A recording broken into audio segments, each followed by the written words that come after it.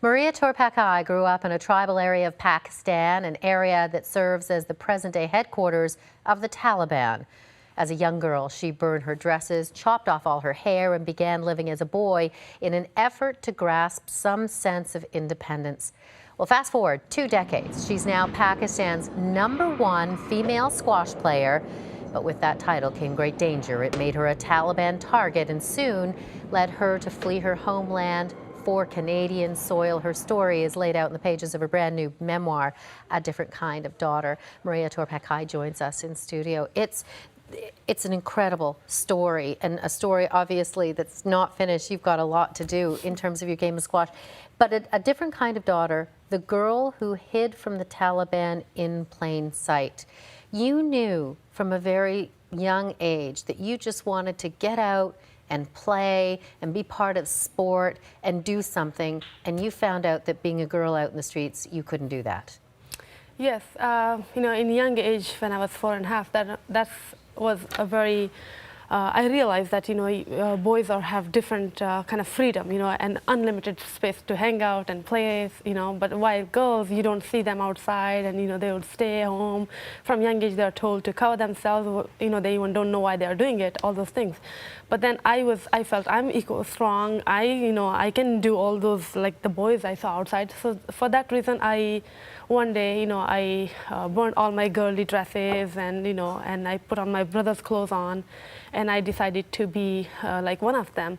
And that was actually a turning point in my life. And a turning point in your family's life, because your father was there. Your father, who is much more modern in his outlook for equality, was there when those clothes were burning. And he was okay. He was okay. He has seen a lot of discrimination against women, and he has seen a lot. And he is very pro-women rights. He educated my mom after marriage, and my sister was the first experiment for him. And then he suffered a lot. Well, he was put in jail because of his views. Twicely in mental jail, and then he was tied up, for weeks and without clothes. And then he was also people tried to shoot him to death and to kill him and also stone him, but he never gave up. And then I decided to be different, and then he was like okay with me. And he always, even when I got threats from Taliban, he said, well, I'm always with you. If you want to leave squash, you leave squash. You want to play squash, I will always be there to protect you. It started with weightlifting. You were a boy, you were weightlifting. You got to a certain point where you were growing and you switched over to squash. And your dad had a nickname for you, not Maria. Changiz Khan. Changiz Khan was your nickname, and he called you that. Tell me about playing squash and realizing this is something that not only you wanted to do, but you're good at. I'm very athletic, and every child is different, in that way. Some are academically good, some are more athletic. And to me, when I saw the books, I usually go asleep at that time. But now I'm more like a practical person. So squash gave me a lot of understanding about myself, self-awareness, and I understand the world. And also squash was happy place for me, because I was so tired from the society, from the people who bullied me, who harassed me or attacked me because I was a girl. And your life was in danger when you were there.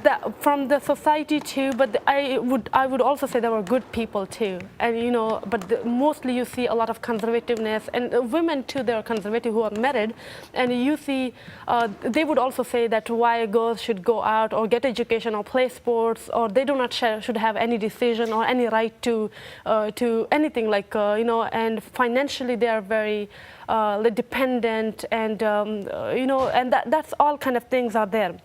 And even that's the reason that I kind of see that the young girls have question mark on their faces, because only the future they can think of getting married and bearing children. And you want them to think, because of your story, that there's so much more out there for them. In this book, I explain everything, like the society, how the society works, and why our region is breeding terrorism. What are the actual reasons? We do not have any schools. We do not have a single university, and we spend a lot of money on the defense. The army and the air force, the forces, But the education has only 2% of GDP, which is like not enough for the whole entire Pakistan.